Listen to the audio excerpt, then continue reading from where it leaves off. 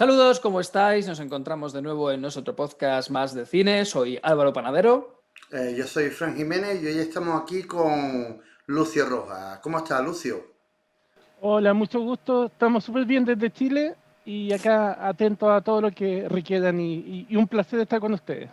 El placer es Ok. nuestro, Lucio, de verdad. Bueno, pues nos gustaría empezar la entrevista conociendo un poco tus inicios. ¿Cuáles son tus referentes cinematográficos? ¿Hay alguna película que en algún momento te marcó para querer dedicarte al cine? Eh, hay una película que es muy importante en mi vida. Yo siempre digo, no necesariamente las películas que lo marcan a uno son la mejor, la más virtuosa, la más perfecta, sino las que a uno le llegan más, que te abren un mundo, te abren un horizonte, te dan a conocer y en especial te dan ganas de aprender más sobre esa película, sobre el mundo. Y eso fue sin duda La Masacre de Texas, que con el tiempo cada día me crece más, la encuentro mucho más jugada, muy arriesgada en el buen sentido, y yo soy un gran admirador de las películas de terror del año 70. Para mí, y esto a título personal, en los 70 es donde está lo más poderoso del cine de terror de los últimos 50 años, lo más valiente, sin temor a ningún prejuicio, películas de una incorrección política enorme que probablemente hoy en día no se podrían hacer. O sea, pensaba en una película como Perros de Paja, hoy en día O sea, estaría súper censurada, Pekín Pan no podría dirigir hoy en día si viviera.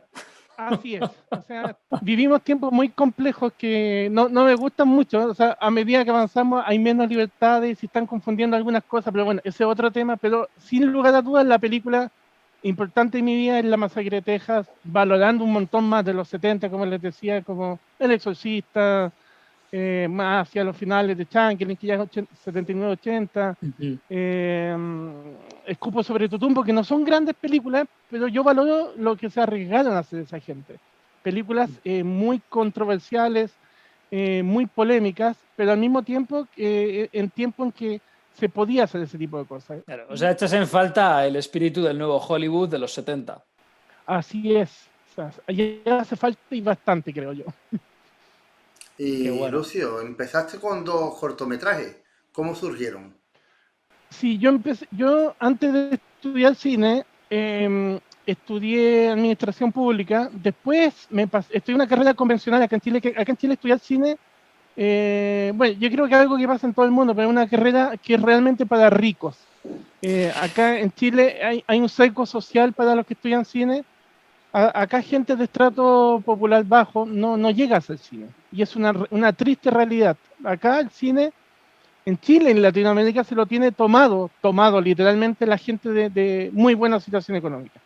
O sea, las clases altas son las que dominan el cine. Es muy triste lo que digo, pero puede sonar casi a resentimiento social, pero es una realidad. O sea, No, estudiar porque cine, mira, perdona que te interrumpa, sí, otros cineastas que hemos entrevistado en el programa que son de América Latina nos han comentado algo muy parecido a lo que tú dices. sí. Y es triste porque, por ejemplo, un chico o una chica que venga de una población que llamamos acá pobre, que puede ser extremadamente creativo, no va a tener la herramienta para estudiar en una escuela de cine y se va a perder como se pierden muchos talentos en la vida.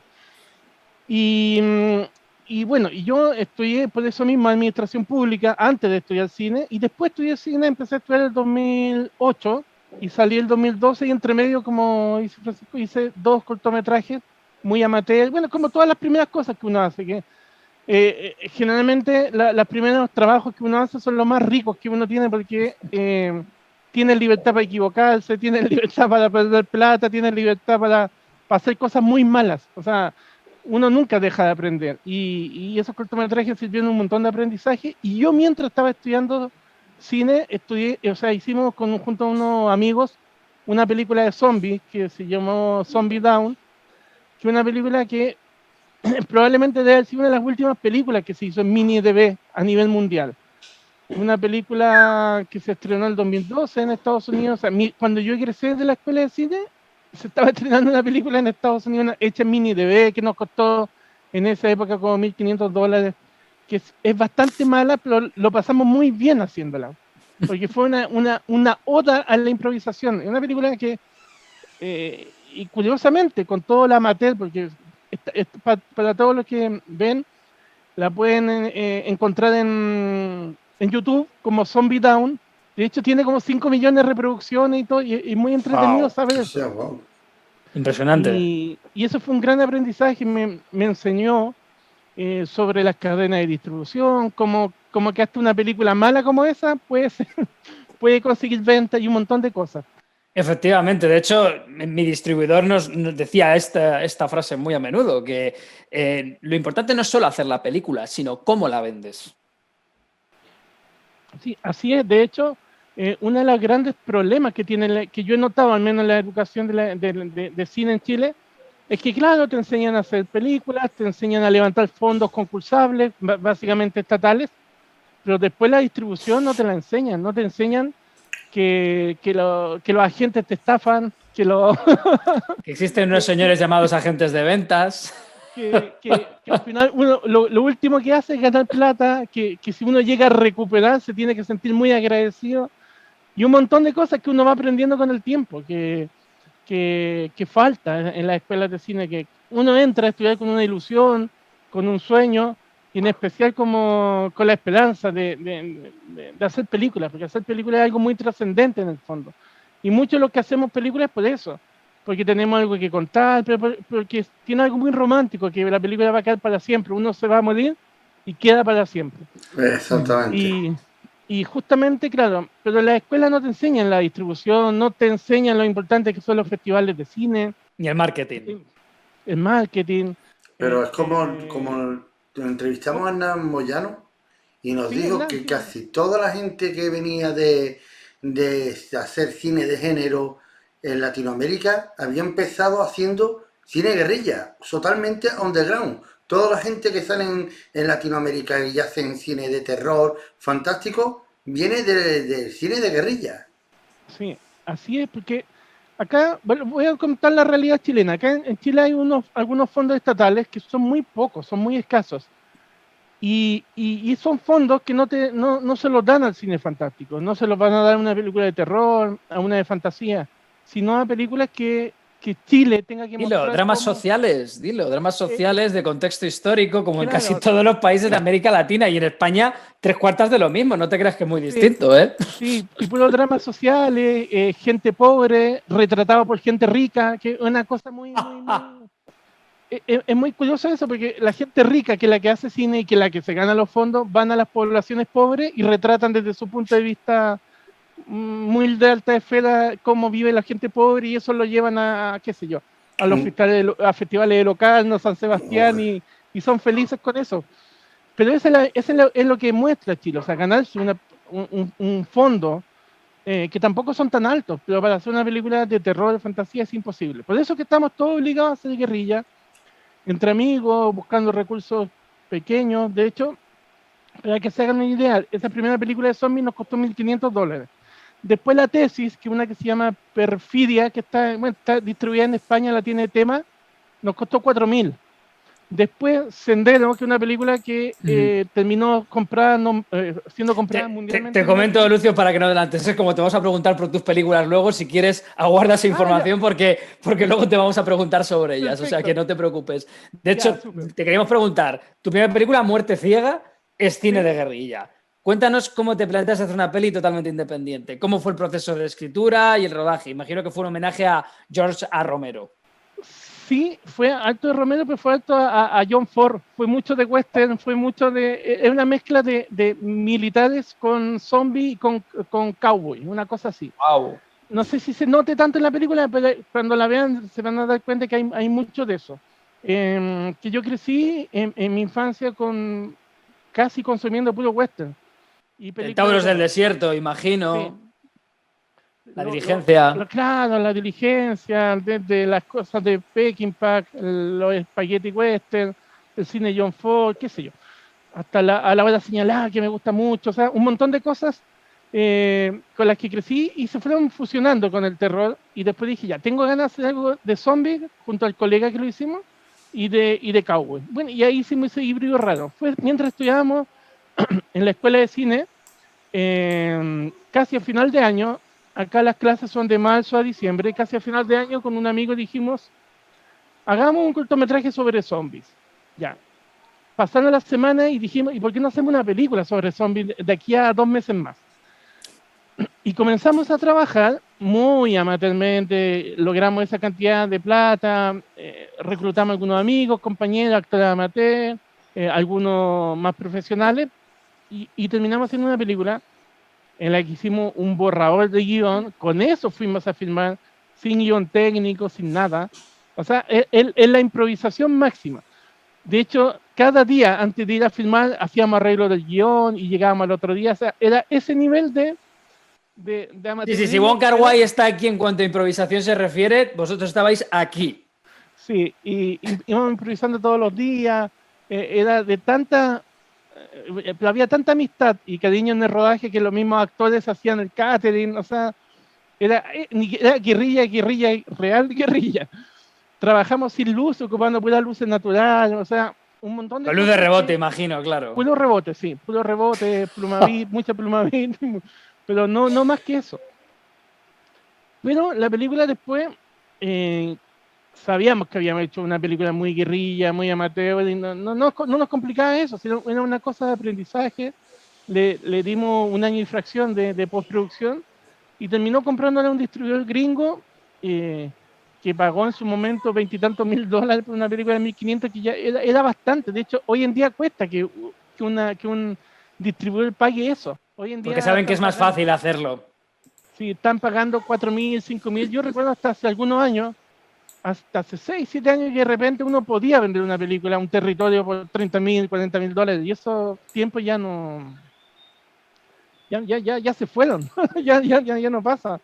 O sea, por Estados Unidos te ofrecen 10.000, 15.000, hacía lo mucho. Y hace 6, 7 años te ofrecían buenas cifras.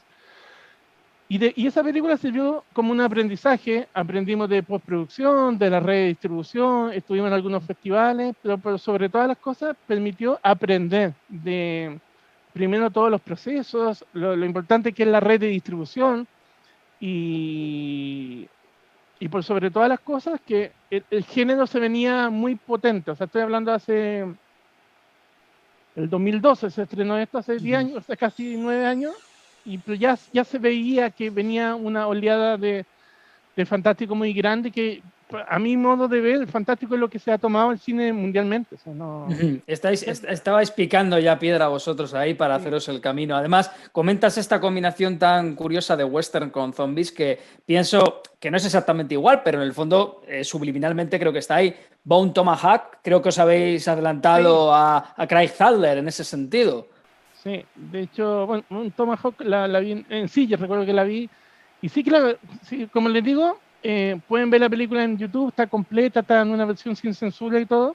Porque el distribuidor gringo creo que después quebró o se reconvirtió en un canal de YouTube y está ahí, está disponible totalmente. Y sí, tenía mucho de viaje, de diligencia, trasladando una persona que tenía la cura para el virus.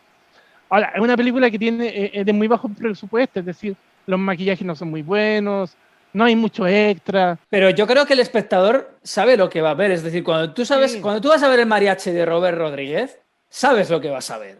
Sí. Y yo cuando vi el mariachi este año, que por fin la vi, quería verla un poco como para saber, oye, cómo un tipo con $7,000 hace una película exactamente. Yo dije, oye, está hecho con lo que está, lo aceptas y punto. Sí. Y la disfrutas igualmente. Y también es enfrentarte a una película, aunque sea con pocos medios, pero demostrar que eres capaz de contar una historia. Sí. Y no, lo importante en los primeros años de esto es ir aprendiendo. ¿Sí? Es muy malo tener como referente a Orson Welles, que hizo una obra maestra a los 24 años, y eso no va a pasar. Eso no porque a veces te enseñan eso en la escuela de cine y todos cuando hacen su primera película y les queda un desastre. Maldito Orson Welles. Claro, maldito seas. Claro, se frustran y quieren de nuevo y vuelven a hacer su segunda película recién a los 5 años, con mucho miedo, cuando si algo hemos hecho junto a mi equipo, y por eso nos transformamos en una especie de líder del fantástico chileno en los últimos años, es porque no hemos arriesgado a hacer las cosas a riesgo de fracasar, sí. ¿Qué tanto tiene fracasar? ¿Qué tanto tiene hacer una mala película? Si nadie se va a ir preso, nadie va a sufrir una cosa de vida o muerte por hacer una mala película.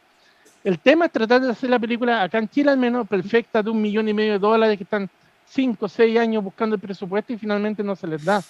Y de eso es lo que más hay en Chile. Gente que está con eternos proyectos en desarrollo y nunca lo sacan, se pasan de mercado en mercado y finalmente no terminan haciendo nada.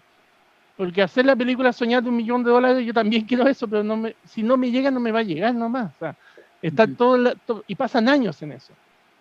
Y finalmente, como les decía Hernán Moyano, al comenzar todo haciendo cine guerrilla, nos acostumbramos a hacer cine guerrilla para siempre. O sea, lo más que yo he tenido de presupuesto han sido $85,000. No ha sido más que eso. Y Bueno, con eso nada $85,000 ya es presupuesto para Sí. estar jugando así en la Serie B todavía.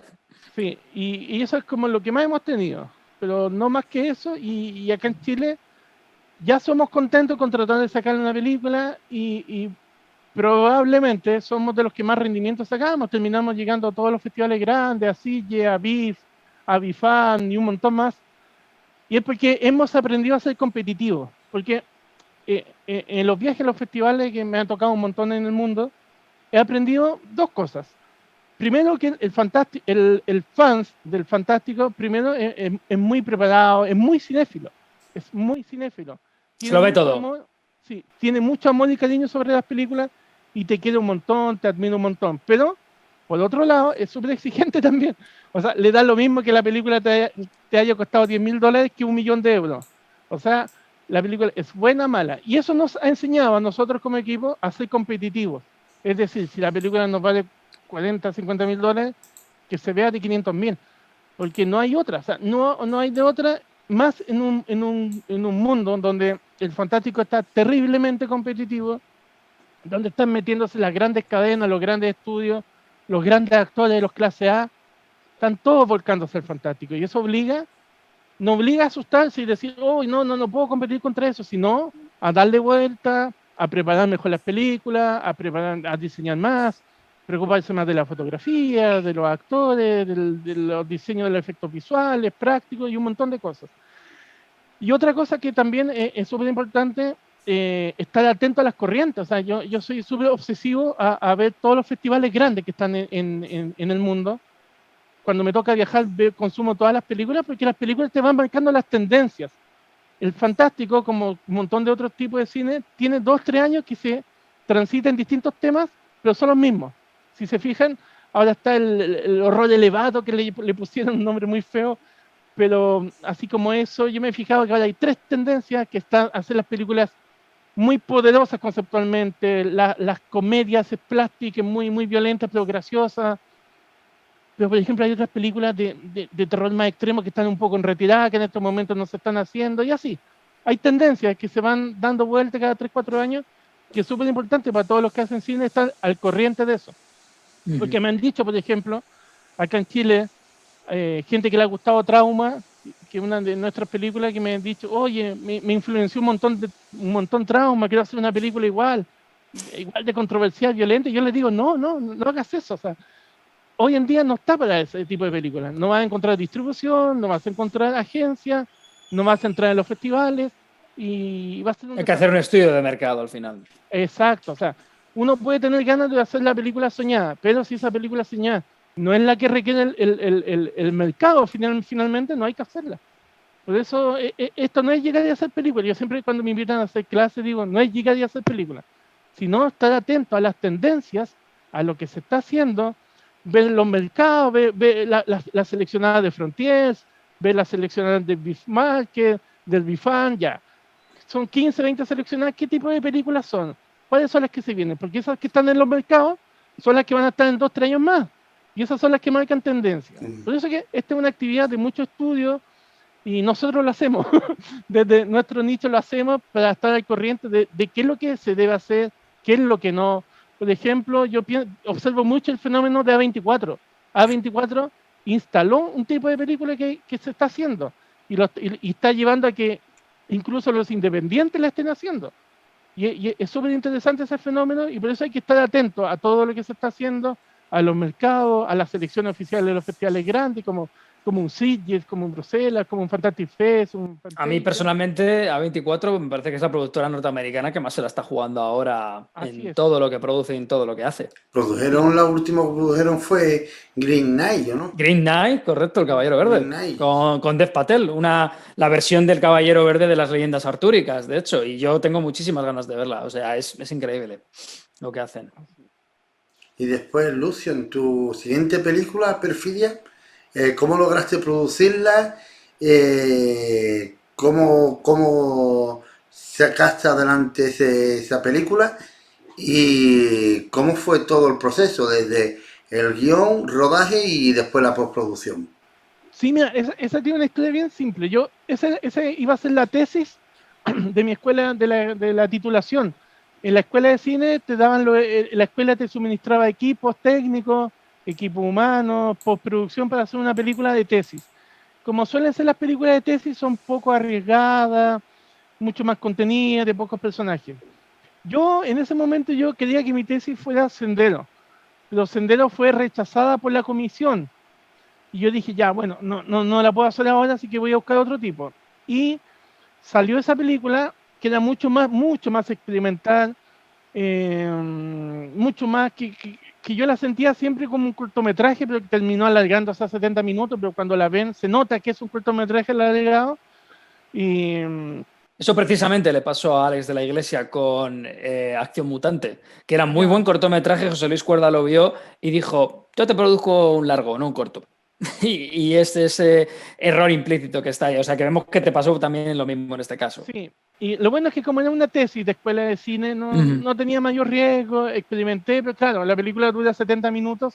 Bueno, en España la pasa Dark TV de vez en cuando, y porque allá la compró tema video. Y no sé, parece que cambiaron de nombre ahora, pero bueno, no sé, me enredé un poquito con los distribuidores que a veces No te cambian el nombre y preocupes. todo. Y, y claro, finalmente terminó siendo una película de festivales, tuvo un buen circuito de festivales a nivel internacional. Pero yo cuando la veo con retrospectiva, como buena película de tesis de estudiantes, la veo que es una película que debe haber estado en 30 minutos, a lo mucho. Pero dura 70, así que imagínense lo aburrida que se hace por el momento. Yo no tengo ningún problema en hablar de mis peleas así, porque no, les tengo cariño y todo, pero tampoco voy a caer en esa Eres autocomplacencia autocrítico, eso está bien. sí, la autocomplacencia que de repente uno cae y que finalmente no No, ayuda pero a es que construir. la única Sí, manera de aprender es siendo autocrítico. Si tú con tu sí, trabajo no eres autocrítico, no vas a aprender nunca. así es. Y lo bueno es que, claro, fue una película que costó, la escuela nos suministró los equipos y nos pasó una cantidad de plata que eran como $4.000 y con eso la hicimos. Ahora, curiosamente tuvo muy buena recepción, pese a que la película le tengo mucho cariño, no la encuentro muy bien lograda, como les decía, pero tuvo buena distribución. Por ejemplo, en Estados Unidos la compró Exploitation Films, que es uno de los distribuidores como Transportation. importantes de cine alternativo, como más conceptual, más de autor, y la distribuyó en Norteamérica, en Estados Unidos, Canadá. Como les decía, tuvo algunas ventas en Europa, en España, en Alemania. Tuvo bastantes ventas, de hecho terminó en el cable en toda Latinoamérica. Y yo me preguntaba, que es una película que pensé que iba a ser totalmente fallida, no terminó siendo tan fallida, mercantilmente hablando. Es decir, si bien no me gusta tanto, tampoco la de Nosto tiene buenos conceptos, que de hecho a veces he pensado volver a hacerla, porque me gusta mucho el Ah, concepto que ah. hay detrás de la película, sí. Pero claro, no tenía el oficio que uno tiene ahora, el acceso a efectos visuales como con los que tengo ahora. Bueno, nunca se sabe si Hitchcock Sí, mejoró El hombre que nunca estuvo allí. sí, así es. ¿Quién dice que no? Sí, sí, más de alguna vez lo he pensado. Pero finalmente en la película, de nuevo, así como la de Zombies me volvió a demostrar que una película, si tiene los valores técnicos necesarios, termina siendo apta para ser distribuida y para encontrar distribución, para venta y para terminar en bastante. De hecho, tuvimos casi en 20 festivales y algunos súper importantes. Así que fue otro proceso de aprendizaje. Antes habíamos hecho una mezcla como más mainstream de acción, aventura, sangre. Esto fue más conceptual, más atmosférico, más experimental. Y también a- llegó bastante lejos. Para una película que era una tesis nomás de una escuela de cine, eh, Y eso nos dejó contentos, especialmente por el aprendizaje. Yo siempre digo que cuando una película me enseña cosas para la siguiente, ya es ganancia. Sendero es un slasher chileno, algo muy inusual. ¿Por qué decides hacer un slasher? ¿Cómo fue el proceso de rodaje de esta película? ¿Y contaste con más presupuesto que en las dos anteriores? Sí, sí, no fue, esa fue mi, yo siempre digo, esa es mi primera película profesional, trabajándola profesionalmente, haciendo guión técnico, preparándose, trabajando con actores profesionales. O sea, en Perfil también había actores profesionales, pero acá era todo el elenco profesional, el equipo técnico era todo profesional. Y sí, contamos con más presupuesto. De esa época costó unos 50 millones de pesos, que al dólar de hoy deben ser unos 60.000, 65.000 dólares aproximadamente. Y fue solo capital de privados que se habían interesado en trabajar. Yo salí con una carpeta, hicimos un teaser que lo lanzamos en plataformas mediáticas como Fangoria, Casting, un montón de sitios especializados. Salimos a vender la película, se interesaron un par de empresarios y así se armó el presupuesto. El teaser, Lucio, perdona que esto es algo muy interesante. ¿El teaser qué fue? ¿Una especie de teaser trailer o un corto en el cual se incluía el estilo de por dónde iba a ir la película? Un poco como lo que hizo James Wan con Shaw, que se lo demandó la productora, Lionsgate. Sí, por ahí va. fue una escena de la película, que es la escena del secuestro de los chicos de la película, la hicimos solo aislada, sino como una puesta en escena de 3 minutos, visual, contextualizando y todo. Y con eso la vendimos, más un libro de arte, lo típico que uno sale a ofrecer el proyecto. Sí, look and feel, a fin de cuentas. Sí, y después, bueno, empezamos la preproducción segundo semestre de 2013 y terminamos filmando en abril-mayo del 2014, más o menos, aproximadamente. Y desde ahí tuvimos un proceso de post larga, porque habíamos conseguido recursos para la preproducción, para el rodaje, pero no para la post, que es siempre una de las cosas donde uno cogea, siempre termina cojeando en la post. Además, acá ya había VFX, había otra post de sonido, había otro tipo de implicancias en cuanto a los costos. Y terminamos la película a mediados del 2015 y la empecé a mandar al festival. Y bueno, lo bueno es que la aceptó el Festival de Sitges para tener la Premier Mundial. Y desde ahí tuvimos un montón de festivales, el Morbio, de los grandes acá en México, y otros más, que ya han pasado algunos años, no tengo muy buena memoria normalmente, pero tuvimos un súper buen recorrido en festivales. Y la película rápidamente se ofreció a la agencia y desde el momento que se estrenó, que fue en octubre del 2015, pasaron 5 o 6 meses y ya la había comprado Netflix. Y la compró Netflix, sí, y la compró, de hecho la compró por bastante, la compró casi por $100,000. Netflix Chile, ¿entendemos? Netflix Mundial. Netflix Mundial. O sea, Los Gatos, California. Sí. Vale. Sí, y lo único territorio. Pero ¿cómo conseguiste eso? ¿A través de Sitges, Festival de Sitges? ¿O de la gente de venta? ¿O la gente de venta? A través de una gente que nos tomó, un agente latinoamericano, y la vendió para todo el mundo, salvo España, porque antes de... Claro, porque no está en el catálogo, es verdad. Porque antes de cerrar con Netflix, yo no sabía que hay que esperar un poquito antes de empezar a vender por territorio, el típico error que uno comete, la habíamos vendido a España y a Alemania. Vale, me imagino que aquí en España se lo vendiste a Tema. Sí, y Alemania... Y Alemania, vale, entonces como ya tenía Tema la exclusiva... Alemania es una empresa llamada Ion Media. Y el tema es que, claro, Netflix la compró para todo el mundo, pagó súper bien, pero claro, después nos enteramos que hubiese pagado mucho mejor teniendo a España y Alemania, especialmente a España y Alemania, que consumen mucho terror y Netflix. Y así aprendí para la próxima que no puedo vender antes de que la película ya tenga un recorrido y vea lo que pasa. Pero la película, y claro, en ese momento pagaron casi $100,000, que estoy hablando hace 5 años y es bastante, porque una película que sigue siendo clase B. No, porque recuperasteis la inversión, que fueron unos 60.000 con beneficios, o sea que claro. Estupendo. Y la cosa es que estuvo en Netflix del 2016 al 2018, y esa película me permitió hacer Trauma. Así, Trauma me salió en una reunión. No voy a inventar eso que estuve 6 meses, un año buscando recursos para Trauma. Tuve una reunión para Trauma y me salió la película. Sí, claro, porque tu siguiente película o Trauma, ¿de dónde surge la idea de mezclar una peli de terror con hechos históricos que sucedieron en Chile? Sí, en realidad Trauma como concepto le tenía muchas ganas de hacerlo hace algunos años. Y pasó que una persona, me contactaron con una persona que había visto Sendero en Netflix y le había gustado mucho. Y se quiso reunir conmigo, me preguntó qué otro proyecto tenía, Rodrigo se llama él, y le hablé de Trauma, y se sumó a Trauma. Y me dijo, yo quiero ser el único productor, y puso todos los recursos. Es así la historia. Wow.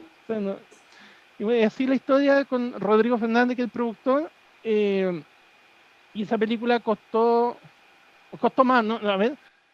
Dirías que es tu mayor producción hasta la fecha, Trauma. Sí, costó como $85,000 aproximadamente, que costó todo, desde la pre-rodaje y post. Pero una película mucho más ambiciosa, con un apartado de VFX gigante, tiene muchos efectos visuales, muchos efectos prácticos, tiene muchos personajes y mucho más ambiciosa en un montón de cosas. Acá, por ejemplo,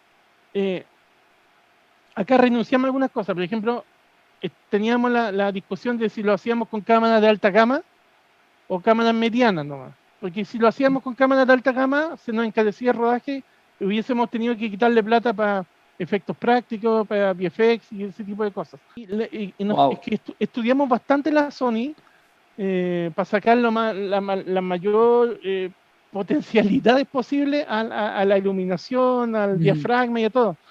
Porque claro, en su momento surgió la idea de hacerlo con Red Epic, por ejemplo, pero eso no se hubiese quitado presupuesto de otras cosas. Y además que, bueno, para los que han visto Trauma, tiene un montón de cosas técnicas, la cámara que da vuelta. El balance de negros luego también, que... Claro, e inventamos, porque no teníamos tampoco la plata para comprar para arrendar grúas que nos pudiese hacer cenitales girando, dolly con grúa y todo ese tipo de cosas que tiene. Así que optamos por hacer con una cámara pequeña, con buena óptica, pero estudiar mucho la iluminación para que no se notase que era una cámara pequeñita, que era una cámara de foto que graba video. Le pusimos el Atomos para que tuviera salida de 4K, pero lo hicimos con una cámara muy pequeña, así cada vez que he contado esto en festivales, cuesta que crean, porque piensan que lo hicimos con una red, con otra, pero... Pero Lucio, de verdad, ¿tú hasta qué punto crees que el espectador al ver la película Trauma piensa si se ha grabado en 4K, en 6K o en 8K? Sí, a mí me pasa eso también, que hoy en día hay una gran obsesión con el tipo de gente que, es que no, quiero ir con una red Epic de 8K o con la última Alexa, y yo le digo, pero ¿tu película lo necesita? ¿Necesita eso? O sea, ¿vas a grabar Avengers o...? O sea, y que ¿sabes lo que pasa? Es que es todo culpa de Netflix. Sí. Porque como Netflix ya tiene un listado de películas de cámaras que acepta, como que la gente se está rigiendo por eso. Y es impresionante cómo se rige por eso, y lo veo en colegas que le pregunto, oye, ¿con qué cámara lo voy a hacer? Ay, pero, y esa la acepta Netflix como que si todo llegase a Netflix. O sea, ¿no? Además, yo creo que Netflix no se fija en la cámara, se fija en la película si es buena. Si tu trabajo es bueno y te lo puedes rodar. No, pero se fija los criterios técnicos que utilizan. Tendrá unos criterios técnicos, pero si tú coges una película rodada con un móvil y tu película se mete en Cannes y tiene buena crítica, etcétera, Netflix la va a comprar porque es buena película, seguramente. En ese caso sí, claro. Entonces yo creo que lo importante es, vamos a hacer una buena película y vamos a intentar que tenga una buena crítica y sobre todo en festivales, intentar llegar lo más alto. Si vas así con esta mentalidad, va en contra distribución y te va a ir súper bien. Lo que hay que hacer es, algunas veces no esperar a lanzarte, porque si te pones a esperar que te dé una ayuda, te vas a morir de esperar. Y bueno, y como esperes al tío del puro y del maletín, que no existe, pues te vas a morir de esperar. Vamos a hacer una película a los 50 años. Porque claro, Lucio, ahí el fondo público que tenéis en Chile, que lo da un instituto, imagino, de cinematografía específico, ¿y cómo es un poco el proceso? Sí, no, acá no hay un instituto de cinematografía, ahora se está haciendo una academia de cine, pero ese recurso lo da el Estado a través del Ministerio de Cultura. Y a través del Ministerio uno postula y... Pero claro, o sea, yo sé que postular una de terror ni siquiera me desgasto en eso, porque no va a pasar. De repente, sí me he ganado fondos, pero de otros proyectos, en donde he sido productor, pero no tiene que ver con terror. Claro. Porque, y yo he hecho reclamo acá a la autoridad, o sea, Chile está retrasado 30 años, o sea, mientras todo el mundo está impulsando el fantástico en todos lados, o sea, eh, Locarno este año tenía películas de fantástico, San Sebastián tenía películas de fantástico, Cannes ni hablar, todo el mundo está impulsando el fantástico y Chile todavía está haciendo dramas, dramas sociales, que está De bien hecho, que sea. lo único por lo que recuerdo recientemente al cine social, fíjate, al cine chileno reciente es por Una mujer fantástica y por No. Esta película sobre la dictadura chilena que protagonizó además Gael García Bernal, un actor mexicano. Entonces, eso es lo que te llega de Chile, esa es la percepción que te llega, Bueno, no te llega... bueno, y también en Chile se hacen, yo creo que el típico producto que se hace muchas veces en Latinoamérica, que es la comedia o la comedia romántica. Sí, bueno, acá en Chile lo que más lleva gente a la sala es la comedia romántica, que es una extensión de la comedia de la televisión.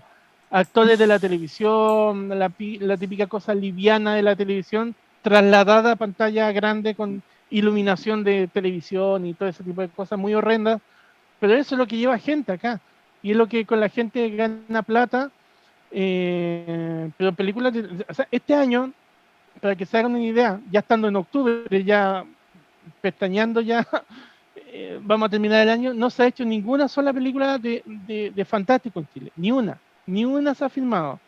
Entre el 2019 al 2021 se han estrenado tan solo 3 películas chilenas de fantástico, que una es Il, que participé yo con unos productores italianos, Apps, que bueno, también estoy en ella, y una que se llama Embryo, de Patricio Valladares, que es otro Patricio director Valladares, chileno. vale.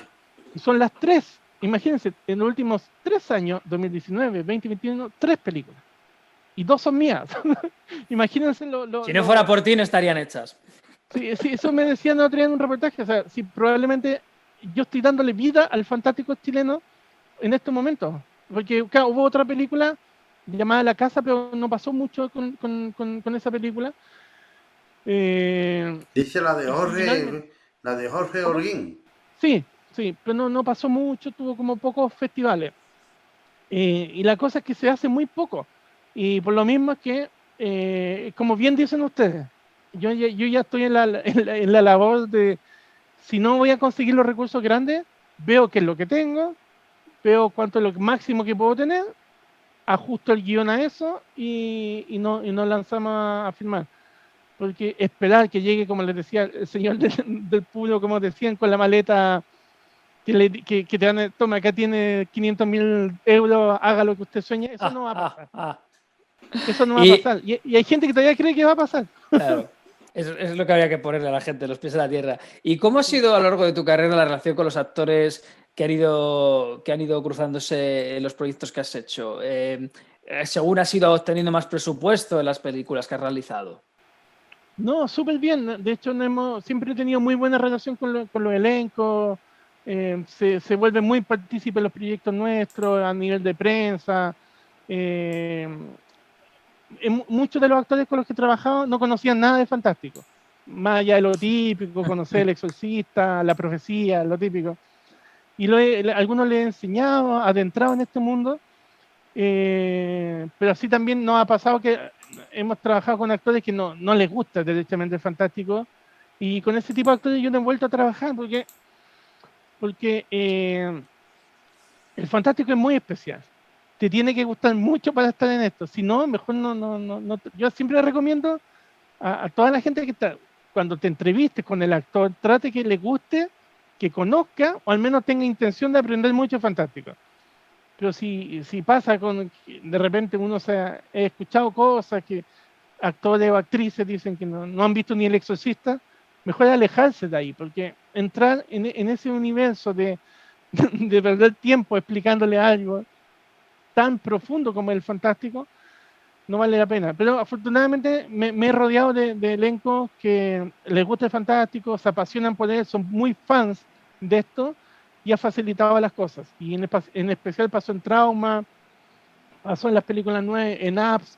Así que a todas estas Apps ha tenido una gira súper buena en España, porque estuvo el año pasado en el Coming Soon de Sitges, ahora estuvo en San Cugat, ahora va a Cultas en Galicia, después está en la Semana de Terror de San Sebastián y en Isla Calavera. Son como los Qué bueno. va a estar en todos los festivales como importantes de España. Pero la relación con los actores siempre es buena. O sea, es súper fundamental que sea buena, porque están trabajando guerrilla, poco presupuesto y no necesariamente mucha exposición. Si al final el actor vive de la exposición, de que su trabajo se vea para que después lo llamen para otras cosas. Y no siempre una película de terror o fantasía termina teniendo distribución en Chile. Afortunadamente, en el caso de mis películas, o han llegado a Netflix o a Amazon Prime, en todos lados, pero no siempre pasa eso. Dirías que es un salto al vacío por su parte, entonces. Es súper vacío, porque no puedo ofrecerle lo que le ofrece una gran producción chilena que tenga financiamiento de Amazon o de Netflix. No puedo, o sea, no estoy en condiciones. Lo único que estamos en condiciones es de ofrecerle un trabajo serio, profesional, que va a tener visibilidad en festivales y que nunca se sabe lo que puede traer un festival. Como les decía antes, la importancia que puede traer un festival para coproducción, incluso para los mismos actores. Todas estas pelis son producciones independientes. ¿Cómo consigue distribución? ¿Y qué recomendación puede dar a los cineastas indie que quieran conseguir distribución con su película? Es todo un tema el de la distribución. Como que cada película te enseña algo distinto. Por ejemplo, la primera de Zombie la vendí yo por mi cuenta. Estoy hablando hace 10 años atrás, me metí a un IMDb Pro, saqué un montón de correos de distribuidores clase B, porque no iba a agarrar el Lionsgate y le iba a escribir al Lionsgate. Que eso también trato de decirle cuando me invitan a charla, que hay que saber bien cuánto uno está calzando. O sea, uno quisiera trabajar con Guillermo del Toro, pero si no llegas a ese nivel de una película que a él le guste, no vas a trabajar, no te va a producir una película. Si tu película es clase B, guerrilla y todo, ofrécesela a los distribuidores especializados en eso, que hay por montones, y hay por montones en todos lados. Y en ese caso, en la película de Zombie, hice eso. Mandé un montón de correos hasta que picó uno, le gustó, la compró. Perfidia hice lo mismo. Mandé, apareció Exploitation, yo ya los conocía porque tenían muy buenos títulos, así que casi no lo pensé y se la vendí a ellos. Y después con Sendero pasó algo curioso, que ahí después de que se estrenó en un festival, que creo que fue Sitges, precisamente se me acercó una gente que vendía para Netflix y llegamos a las condiciones, la iba a ofrecer y si salía bien se quedaba con su participación y todo.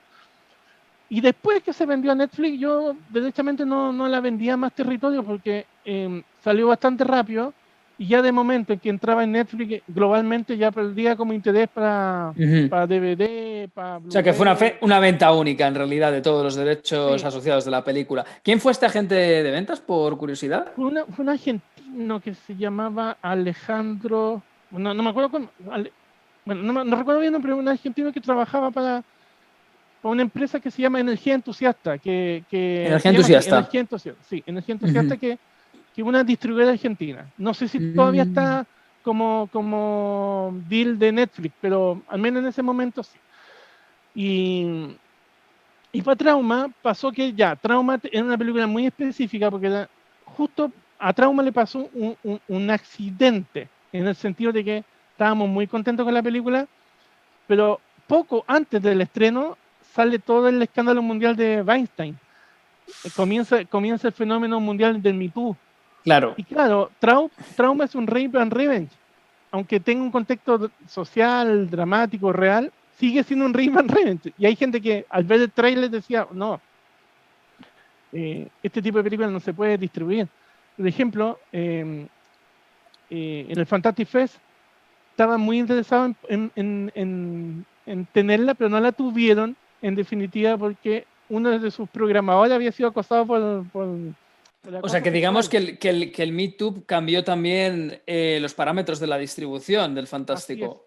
Ujú. así es. O sea, yo hoy en día a Serbian Film no tendría distribución en ningún lado. Ah, no, olvídate, Serbian Fish sería imposible. Y a nosotros nos pasó un poquito de eso con Trauma. Como les decía, por ejemplo, el Fantastic Fest, desde el Fantastic Fest nos dijeron que habían tenido un problema con un programador acusado de abuso sexual o acoso sexual, Ujú. y por ese tipo de cosas la película no podía entrar en algunos festivales. O sea, pagamos el- El pato de Harvey Weinstein, y pagaste injustos por pecadores.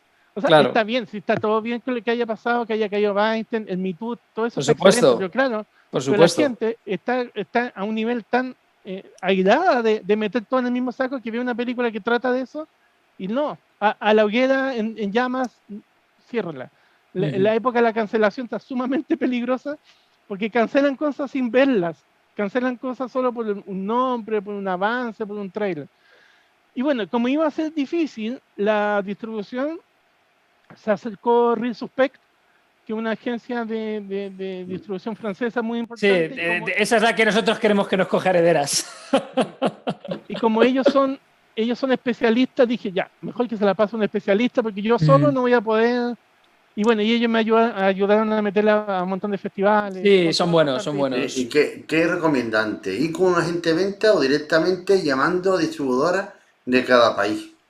Depende de la película. Yo, por ejemplo, con apps, ahora, como estamos quedando en un montón de festivales, desde el arranque del Bifan en julio, los ofrecimientos por distribuidores han llegado por montones, pero yo no he tomado ninguna decisión, he aguantado, aguantado, aguantado, y ahora estamos viendo qué pasa con Amazon, que también se nos acercó para preguntar, a ver si pasa a ser una especie no sé cómo es que le llama Amazon cuando compra una película ¿Preventa? original, como que la ponen como en los destacados al momento de estrenarla, se me olvidó el nombre.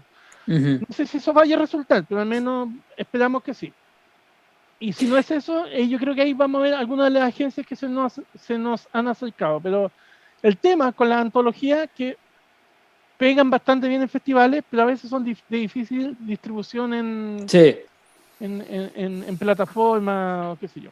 es Es todo un complicado. tema, sí. Yo siempre digo, de esto nadie sabe nada. Es No, no, impresionante no. como cada película es un mundo. O sea, una película que uno cree que va a ser una maravilla, termina no siendo una maravilla y termina siendo un descalabro económico. O algo a lo que uno no le tiene tanta fe y termina siendo un éxito de Ujú, taquilla, de venta y todo. Así ujú. que yo lo que aconsejo siempre es preocuparse de hacer la película lo mejor posible, porque aunque quede muy buena, es muy difícil que gane plata. Tendría que estrenarse en grandes países, que tengan mercados grandes de asistencia al público, de fantástico. Pero acá lo interesante es hacer una buena película y que ojalá llegue a la mayor cantidad de festivales. Yo Ujú. creo que la clave de los festivales, o sea, llegar a un Fantastic Fest, llegar a un sitio donde puedas tener reuniones, donde Claro. quizás por tu película, no necesariamente se te va a acercar alguien para comprar esa película, sino para trabajar en algo más contigo después, o con el actor, o con el guionista. Sí, que los festivales son mercados al final. Exacto, o sea, en el fondo hay que apuntar a hacer una buena película, pero para mercados como el chileno, argentino, peruano o el indie guerrilla español, lo recomendable es hacer la mejor película posible, lo más competitiva posible, pero sacarse de la cabeza que uno va a ganar plata con esa película. Si Ujú. se gana, bien. Lo importante es apuntar a los festivales, ser muy estratégico, hacer una buena ruta de festivales, porque eso es lo que permite que la vea quizá un posible productor para ti, que la vea quizá un canal de distribución, pero estar con la vista en que ya me gasté $50,000 en una película de guerrilla, pero quiero venderla en 100,000, ese no es el objetivo, porque las tendencias van cambiando, las ventas, como les explicaba, están bajas, y uno no puede apuntar que la película te la va a comprar Amazon o Netflix, y Ujú. eso nadie lo sabe, salvo que tengas una agencia directa que te meta todas las películas como los grandes en España que trabajan con Movistar, o esto. Sí, que tienen el trabajo hecho y saben que lo suyo se va a ver, efectivamente. Exacto, y saben que lo van a meter en Amazon o en Netflix, pero el resto de nosotros, que somos el 90%, tenemos que tratar de hacer una buena película, no excederse en los gastos, porque lamentablemente a veces uno tiene discusión acá que dice, oye, pero es muy barata la película, se está pagando menos, pero yo les digo, o sea, la única forma de arrancar una pequeña industria en esto es que toda esta primera oleada de los que estamos haciendo películas, sacrifiquemos cosas, porque si no, no va a llegar después el posible inversionista que te diga, oye, está interesante, el factor técnico que tienen ustedes está interesante, los actores, la puesta en escena, las locaciones, los efectos prácticos, los efectos visuales, porque finalmente esto es una carrera. De fondo. Nosotros no tenemos ninguno de los comunes que nos dedicamos a esto, tenemos una agencia que se consigue un showrunner que trae 3, 4 inversionistas con $1 millón. Esos son los menos, son los menos. Y si uno está viendo ese tipo de ejemplos, se va a confundir. Si acá lo único que uno tiene que hacer es ver cuánto es lo que uno tiene, qué es lo mejor posible que puede hacer con la película, pero por sobre todo ser muy competitivo, sí. Porque eso sí, no hay excusa, o sea, la puedes hacer con $10 mil, pero si se ve fea, si está muy mal actuada y no tiene sentido en la historia, eso no tiene que ver con la plata, sino tiene que ver con las ganas. Con los estándares que tú te pones de calidad para que salga adelante. Y en el caso de apps que estábamos hablando de ella, Lucio, perdona, queríamos preguntarte, y de Third Final Contagion, son antologías las dos. Sí. ¿Por qué surge esta idea de emplear este formato, ya que estabas hablando de ello? ¿Y qué nos puedes contar de ellas? ¿Sabes qué? Surgió desde la necesidad de seguir filmando y adecuándonos a los presupuestos que teníamos. Porque Il se filmó poquito antes que se desatara la pandemia, se filmó como meses antes. Y fue una cosa mucho más autoral, si se quiere, de muy bajo presupuesto. Mi segmento costó como $6 mil, más o menos, 6.000, no, un poquito más, como 7.000. Y fue simplemente, lisa y llanamente, para mantenerse trotando, mantenerse corriendo en actividad. Porque financiar una película completa, aunque fuese de bajo presupuesto, de 40.000, 50.000, no era posible. Y por lo mismo, como no era posible, financiamos eso. Y con apps lo mismo, apps es más cara así. Apps en su totalidad, contando los 5 segmentos, anda por los $90 mil aproximados. Y en ese caso, todos los directores que estamos ahí financiamos nuestro propio segmento. Como debería ser, claro está. Y también lo mismo, de hecho, esa película la hicimos en un periodo súper álgido acá en Chile, que al final del 2019 comenzó un estallido social acá en Chile, que se quemó todo Chile, no sé si lo habrán visto en España. Sí. Y en ese tiempo aprovechamos de filmar y terminamos el año pasado la post, como a finales del año pasado. Pero hasta ese momento estaban todos los festivales online. Y a mí no me atraían mucho los festivales online. Sinceramente, si bien participé en algunos festivales online y todo, no era lo que estábamos buscando para el lanzamiento de la película. Así que la aguantamos un poco, la empezamos a mostrar en el mercado de Ventana Azul de la final del año pasado. Y ahí la tomó el Bifan y dijo, qué mejor que uno de los top 5 a nivel mundial que estrenar en el Bifan. Y ahí comenzó el recorrido en julio hasta que no tiene con festivales hasta en marzo del próximo año, aproximadamente. Así que también fue una película para mantenerse activo, para mantenerse filmando, dentro de las capacidades presupuestarias que tenía. Por ejemplo, mi segmento igual costó bastante. Debe haber costado como $23, $24 mil, que para un cortometraje igual es bastante, para un cortometraje guerrilla. Pero es que era muy ambicioso, tenía un nivel de efectos visuales. No sé si lo han visto, pero si lo ven en algún festival o se los mando después. Fenómeno. Sí, tiene una infinidad de efectos visuales gigantes. Y por eso costó más que otros de los segmentos. Pero no tuvo más que financiamiento que el de nosotros, los directores que participamos ahí. Porque claro, juntar más 60, 50, 60, 70 mil dólares por una película era imposible. Y lo importante en esto es mantenerse activo. Si esto igual que practicar running, que practicar boxeo, andar en bicicleta. Si estás filmando regularmente, vas mejorando un montón de cosas. El oficio, cosas de puesta en escena, técnicas. Si estás 3, 4 años sin filmar, se nota. Yo después volví a filmar, después de 3 años, cuando filmé Final Contagion, y se me notaba que no filmaba hace rato. Y por eso que también hicimos estas dos cosas, y ahora ya estamos de pleno abocando a volver al largometraje ya para el primer trimestre del próximo año. Y Qué bueno. dentro de tu faceta como productor, ¿cómo es el modelo de financiación del cine chileno? Imagino que son los subsidios o ayuda de fondos del Estado, preventa televisión y de grabación fiscal. Háblanos de ello.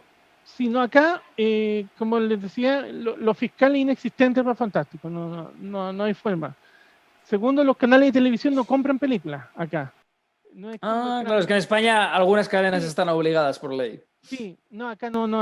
Recién hace 2 años hay una ley de cuota de salas de cine donde están obligados a tener una película chilena dentro de la gran multisala de 14 salas, al menos una tiene que tener una película chilena. Pero son cosas recientes y los canales no están obligados a comprar películas. Nosotros lo que hemos hecho es ir a privado, ofrecer la película con privado a través de placement, uno que otro canje, de repente meter algún actor, taquilla, que la gente lo siga mucho en Instagram y ese tipo de cosas. Y el resto es generar recursos uno mismo, a veces de ventas de las películas previas, y uno lo va reinvirtiendo. Así. En esto es súper suicida todo. O sea, no. El día que alguien aparezca y me diga, oye, vamos a hacer una película con 500.000 euros, yo no voy a saber qué hacer porque estoy tan acostumbrado por ejemplo, a cobrarme lo mínimo en sueldo, a reinvertir todo eso, o a veces renunciar al sueldo para pasarlo a otro ítem que uno hace de esto casi un sacerdocio en el sentido de que es muy sacrificado, pero es tanto lo que a uno le apasiona esto, y como es la única forma que tenemos en Chile de hacer fantástico, que finalmente uno asume esto y lo asume con gusto igual. ¿Sí?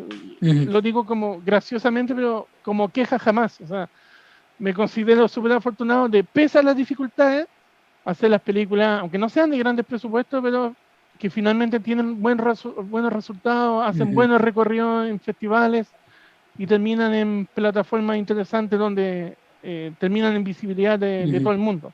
Eso no lo consigue todo el mundo, además. Te íbamos a preguntar ahora acerca de los festivales, aunque ya has hablado largo y contado de ellos, o sea que si quieres hacer una síntesis un poco genérica, porque lo que te íbamos a preguntar es qué importancia tienen los festivales de cine, que lo has dicho, así como que qué crees que te han aportado y si consideras que son necesarios para encontrar distribución. Si quieres hacer una síntesis de ello, pero vamos. Sí, sí, es que yo al principio no creía tanto de eso hasta que lo vi.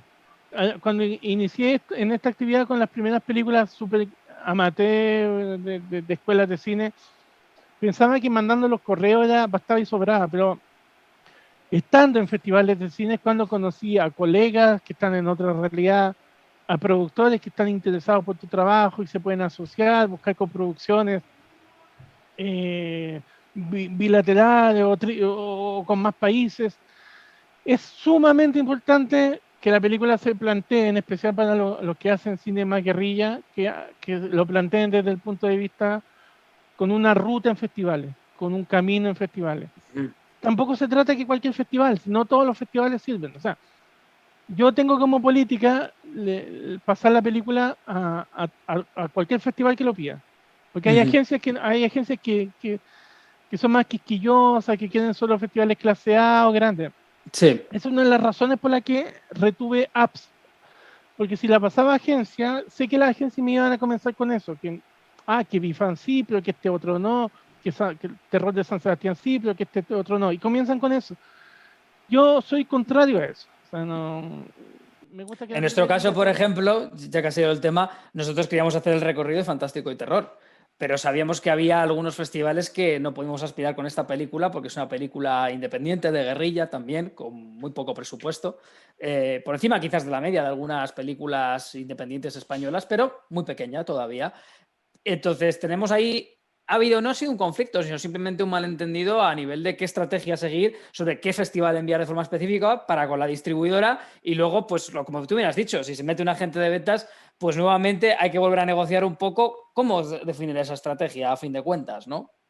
Sí, además que los agentes de venta le cobran al festival por exhibirla y de esa plata Claro, y no son genera gastos nada. y gastos que hay que añadir y que hay que añadir, entonces a la hora de recuperar algo Sí, es complicado. sí, y claro, por ejemplo, no sé, yo sabía, por ejemplo, en su momento, Trauma tenía un valor de exhibición en algunos festivales de 400 euros, en otros 600, qué sé yo. Pero claro, de ese dinero, por ejemplo, a producción a nosotros no nos llegaba, o sea, porque se va descontando de los gastos operativos de la agencia, que yo lo entiendo.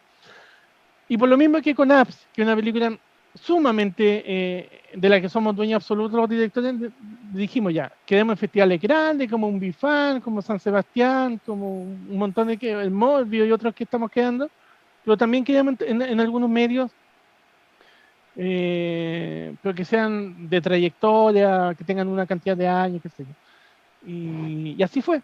Y así ya tenemos 22 selecciones oficiales y para una película que arrancó en julio está bastante bien, porque yo aspiraba a 12, 13 festivales y ya sobrepasamos la meta, porque finalmente una película igual festivalera, que no quiere decir que sea fácil de programar para un streaming, que a veces pasa eso. A veces una película es muy festivalera, pero cuesta encontrar distribución, o al revés. Claro, es que no todas las plataformas de streaming aceptan también lo de los festivales. Por ejemplo, en el caso de Filmin, que acaba de entrar la película de Melina León, que la entrevistamos recientemente, Canción sin nombre, de Perú, entró en Filmin. ¿Por qué? Porque Filmin sí que tiene una concepción más de aceptar los festivales, los laureles, las selecciones, que de pedigrí, porque Filmin es una plataforma para cinéfilos, a fin de cuentas. Sí. Pero Netflix es distinto, HBO es distinto también. El paradigma de Amazon sigue un poco más el de Netflix, pero tiene variaciones y matices. Sí. Sí, en ese aspecto Amazon es mucho más abierto, no es tan rígido como Netflix, que pide, al menos Netflix Latinoamérica pide que la película haya tenido algún estreno, que haya tenido una cantidad de espectadores en Latinoamérica, como 100.000, 150.000 espectadores. En cine habla. Y, ¿cómo? En cine, en cine. En cine, sí. Y ese tipo de cosas no todas las tienen las películas, menos con casi 2 años de pandemia, la actual situación no permite eso. Pero por lo mismo es que esto es un mercado que va cambiando y va cambiando todos los años. O sea, desde las tendencias de películas que se están haciendo hasta lo que quieren los streaming. O sea, lo que quiere Netflix. Por ejemplo, Netflix Latinoamérica está súper cargada ahora a comprar películas de México y Brasil. Por alguna razón está comprando solo cosas de México y Brasil. Y nos lo han dicho, o sea, México y Brasil. Y yo digo, pero no todo lo que llega de México es bueno. Yo he visto algunas películas de México que han estrenado y no son todas. Ya, pero a lo mejor están, ¿cómo decirlo?, dentro de sus principios, porque luego, Sí, claro, están los principios de la compañía Bueno, que están correlacionados con los tipos de productos que pero hacen. también pasa una cosa con México, que es que el mercado de México no es tan solo México, es Claro. también Estados Unidos, sí, porque la cantidad de mexicanos que hay allí en Estados Unidos es impresionante. Es como el hecho de la película, ¿cómo se llama? Eugenio Derbez. sí. Eugenio Derbez está rodando ya películas que es totalmente en inglés porque van al público mexicano y va para el público que vive, el público mexicano que vive en Estados Unidos. Es más, de hecho, distribución siempre, en el caso nuestro, nuestros distribuidores nos comentaron esto, que lo suyo sería intentar hacer siempre las películas en inglés, porque tiene mayor potencia, mayor pegada en cuanto a audiencia se refiere internacional y mayor posibilidad de venta por ello. Sí. Sí, sí, eso también me lo han dicho, o que al menos cuando uno entregue la película y el consolidado final, que vaya una versión doblada en inglés, por ejemplo, que es como otra de las opciones que hay, porque a mí me sigue causando como raro sentirse obligado a hacer la película en inglés. Yo prefiero hacer la película como sea, en el Sí, castellano según lo que de demande la México, historia, a fin de cuentas, claro. claro, y por último después entregar una versión doblada, porque hay buenos actores con inglés nativo que van a hacer la película que funcione bien. Pero es complicado porque los streaming han proliferado tanto, pero al mismo tiempo, como hay tantos, ya no están pagando lo que había antes, porque tienen muchas películas, hay muchas películas donde ofrecer, hay muchos canales para distribuirla, y si Netflix no la quiere, pasa a Amazon, pero si ninguno de los dos lo quiere, pasa a otro canal. Ya no se está pagando lo que se pagaba antes por una película. Porque hay más competencia al final. Sí, y eso mismo hace que las películas siguen costando una cierta cantidad de plata, pero las distribuidores no están pagando lo que cuesta esa película. O sea, por eso es que es súper complejo el tema. Y por eso es que hay tanta alianza entre los grandes medios de Amazon, Netflix, HBO, Movistar, asociándose con productoras para generar contenido propio. Pero eso está dejando de lado a todo el resto de la industria, porque está obligando a que... Un oligopolio. Exacto. Se está formando un monopolio entre los grandes estudios y pasa que en Chile, acá hay un estudio que hace todas las cosas con Amazon, con Netflix y el resto no... Es un oligopolio, al final. Es lo que hablas de la productora que es un logo de un cerdo. No, una que se llama Sobra. Fábula. No, hay una que se llama Fábula. Pero ya ahí están también Sobra. Sobra que ahora cambió el nombre a Tiki. Se llama Tiki ahora porque desde que el dueño de la empresa, que es Nicolás López, fue acusado por acoso lo escuché de eso, sí. Y el juicio sigue, y ya lleva como 3 años juicio y cambió el nombre de la compañía. Y claro, esa compañía, por ejemplo, tiene su... Como está en juicio y todo, cambió de nombre, y se llama Tiki, pero sigue produciendo altas cosas. Y cosas radicadas en México, básicamente. Y la otra, por ejemplo, es Fábula, que Fábula tiene casi copado todo el mercado de producción con Netflix, con Amazon. Y eso no está mal. El tema es que el mercado es pequeño. Y eso hace que todo el resto de productores pequeños queden al margen de las plataformas. O sea, finalmente terminan haciendo las películas para festivales. Y si en el festival no anda bien o no queda en festivales, salen... Es una competición muy desigual la que hay. Las cosas como son. Y por eso que es complicado. O sea, finalmente, para todos los que somos independientes está siendo súper complicado. Y por eso que hay que tratar de... La única forma que hay para combatir esto es hacer buenas películas para que en algún momento inversionistas, que es lo que más están apareciendo ahora, quieran trabajar con ese equipo en alguna otra instancia. Pero hacer la película para ganar plata creo que no es el camino a seguir hoy en día. Sobre todo por lo que les digo, o sea, que el mercado está copado por los mismos y hay mucha demanda de películas y de muy buena calidad. Fran, tu turno, ¿no querías? Vale, pensaba que era el tuyo. Perdona. ¿Qué consejo, y para terminar, qué consejo daría a los nuevos cineastas que se quieren dedicar al cine? Que piensen bien antes de dedicarse al cine. Porque es una profesión que te toma los 7 días de la semana. No dejan nunca de pensar en la plata que hay que hacer para preproducir, para rodaje, para la post. Probablemente, si no estás dedicado, o sea, si no tienes tranquilidad económica, es muy difícil dedicarse a esto. Al menos hablo desde la realidad chilena, que es la realidad latina. Dedicarse 100% al cine es muy, muy, muy complejo. Por eso también que pasa que los que se dedican acá están años tratando de sacar un proyecto. Porque van en un fondo, que a la Marché du Film, después que lo mandan a algún fondo en Guadalajara, después van de vuelta al mercado de San Sebastián, después dando otro pimponeo para Estados Unidos, y se la pasan 2, 3 años levantando los recursos y a veces ni siquiera logran esos recursos. Por eso yo soy de la idea, y con lo frágil que es la vida, con lo rápido que se pasa, que ver qué es lo que puedes disponer, ver cuántos los fondos que puedes acceder. De repente, al menos en Chile, es más sencillo ganar fondos regionales que el fondo central. Quizás en otros países sea igual. Pero por sobre todo es arrancar. Lo más difícil de todo es arrancar. Y tener la primera película, la segunda película. Y para eso yo digo, lo que aconsejo siempre es ver cuánto es lo máximo que vas a tener, cuánto es la mayor cantidad de plata que vas a disponer, y hacer la película con eso. Ujú. Si son 20.000, 30.000, 40.000 o 100.000 dólares, que eso sea, aprovecharlo bien, pero pensar estratégicamente la película.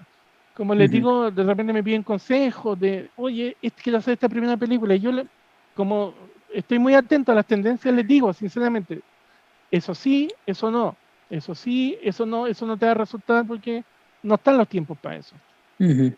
Pero por sobre todo en esto hay que trabajar mucho, o sea, hay que trabajar mucho. No solo la parte entretenida, que la parte entretenida es sentarse a escribir guión, irse en las voladas creativas de genio que todo el mundo se cree.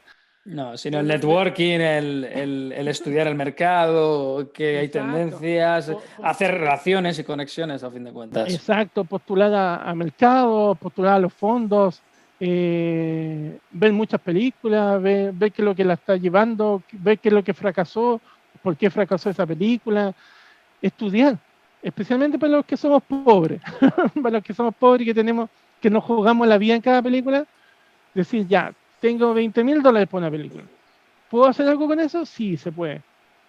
¿Hacia qué punto? ¿Ah? Entonces, a veces la gente se equivoca y dicen, ya tengo 20.000 dólares, entonces voy a hacer la película autoral, súper personal, muy extrema, muy violenta y finalmente no llegan a nada. En el fondo, a lo que voy, que esto es mucha estrategia. Pensar bien la película que va a hacer.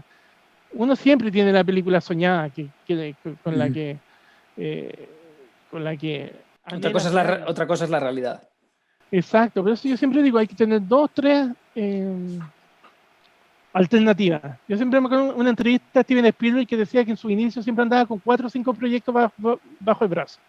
O sea, si Steven Spielberg da ese consejo, no, ¿quién es uno para decir no? Trata de sacar tu película al costo que sea. No, esa película puede salir después. Como en el caso de Sendero, que yo quería que fuera mi tesis, me la rechazaron, hice otra, pero la hice después.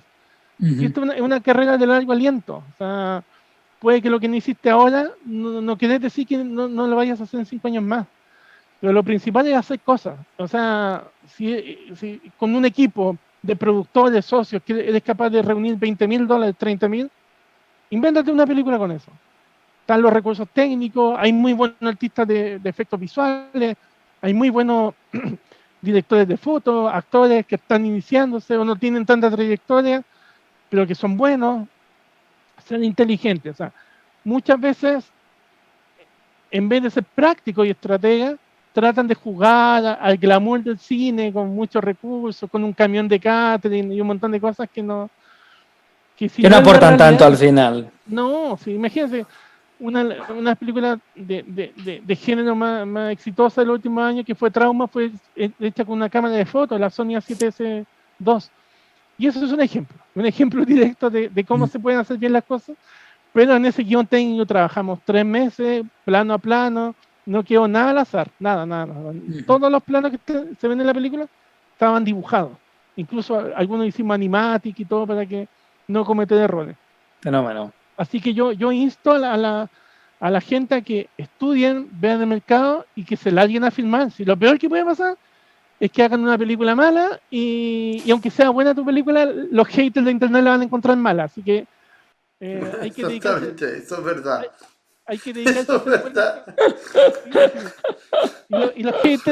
A los haters no hay que odiarlos porque ayudan un montón a que se masifique una película. Así que ellos creen que No te existe la juegan mala publicidad. no, claro, y ellos creen que te juegan en contra y solo te Cierto. ayudan con su odio. Es una gran verdad. Bueno, Así Lucio, que, pues aquí concluimos la entrevista. Ha sido un placer charlar contigo, hablar un poco de la situación del Fantástico en Chile. Te deseamos mucha suerte con tus proyectos gracias. y nada, de verdad, gracias por todo. No, gracias a usted y nos estamos viendo pronto en alguna instancia. Por supuesto. Bueno, que muchas gracias y gracias por compartir tu pasión por el cine. Mm. No, gracias a usted.